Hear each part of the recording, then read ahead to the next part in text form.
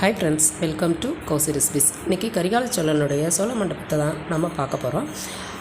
இவரோட தந்தை வந்து சிறு வயதாக இருக்கிறப்பயே இவரோட தந்தை வந்து எதிரிகளால் கொல்லப்பட்டார். அதாவது எதிரிகள் வந்து அவரை கொண்டுட்டாங்க.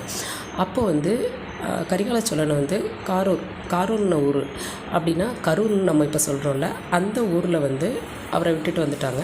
அப்புறம் கொஞ்ச நாள் கழித்து நம்ம மன்னர் ஆட்சி காலத்தில் வந்து அந்த காலத்துலலாம் வந்து ஒரு மன்னரை தேர்ந்தெடுக்கிறதுனா ஒரு யானையை விட்டு அதுக்கு கையில் ஒரு மாலையை கொடுத்து அது யார் கழுத்தில் போடுதோ அவங்க தான் வந்து மன்னராக அறிவிப்பாங்க. அதே மாதிரியே கரிகால சோழனோட கழுத்தில் போட்டு அவரை மன்னராக அறிவித்து அவர் வந்து சோழ நாட்டை ஆண்டு வந்துட்டுருக்கிறப்ப தான் அவர் வந்து இந்த ரொம்ப வறட்சியாக இருந்துச்சு.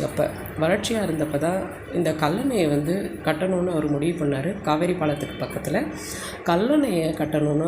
கரிகால சோழனை பார்த்தாவே இந்த சேர பாண்டிய மன்னர்கள்லாம் மிரள வைக்கிற மாதிரி அவர் வந்து ஆட்சி செஞ்சுட்டு இருந்தார்.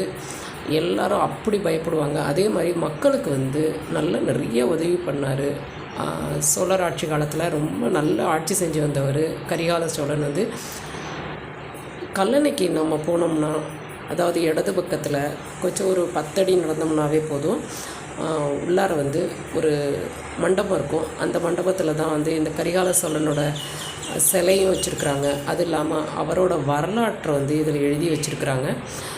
இங்கே பாருங்கள், இந்த மாதிரி ஃபோட்டோஸ்லாம் போட்டு அவர் வந்து அவரோட வரலாற்றை வந்து எழுதியிருக்கிறாங்க. இதெல்லாம் நம்ம பார்க்குறதுக்கு ரொம்ப நல்லாயிருக்கும்.